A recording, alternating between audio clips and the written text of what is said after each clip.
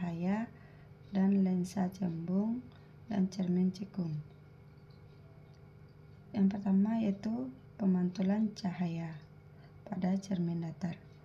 Alat dan bahan yang kita gunakan yang pertama adalah cermin datar, cermin cembung, cermin cekung, lampu senter dan laser, bujur derajat, kertas putih, lilin, layar, dan celah cahaya. Percobaan pemantulan cahaya pada cermin datar. Pertama, susunlah lampu senter dan celah cahaya di depan cermin datar seperti berikut. Yang kedua, nyalakan lampu senter dan amati dengan baik jalan berkas cahaya pada saat sebelum dan sesudah mengenai cermin datar. Gambarkanlah jalan berkas sinar pada langkah kedua sehingga tampak sudut datang dan sudut pantulnya. Ukurlah besar sudut datang dan besar sudut pantul tersebut. Letakkan sebuah benda dalam hal ini pada lampu di depan cermin datar dan amati bayangan selama benda itu Anda geser-geser di depan cermin datar dan catat bagaimana sifat bayangan yang dibentuk oleh cermin datar tersebut. Dengan kita mengukur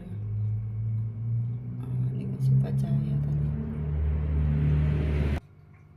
Kesimpulannya, cermin datar merupakan cermin yang bentuk permukaannya datar. Cermin ini akan memantulkan berkas-berkas yang sejajar dengan cahaya yang datang. Sifat bayangan pada cermin datar tegak, maya, dan sama besar.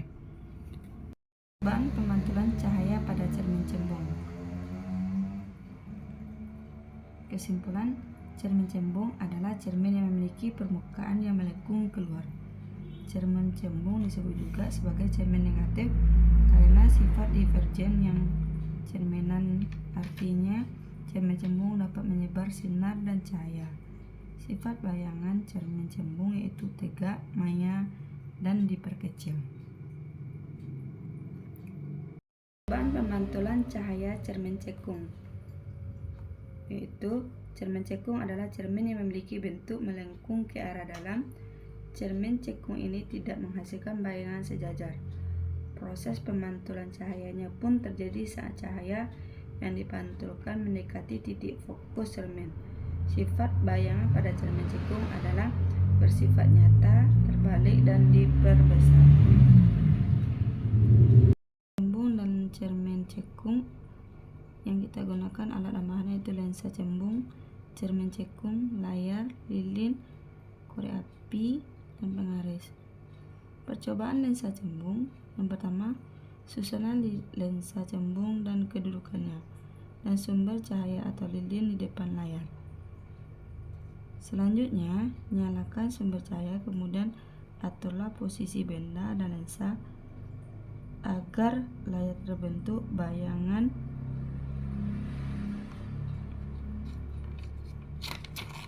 lebih tajam,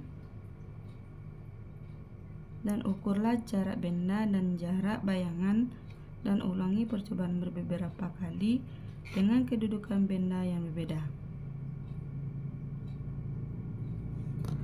Yang kedua, kita melakukan cara kerja percobaan cermin cekung.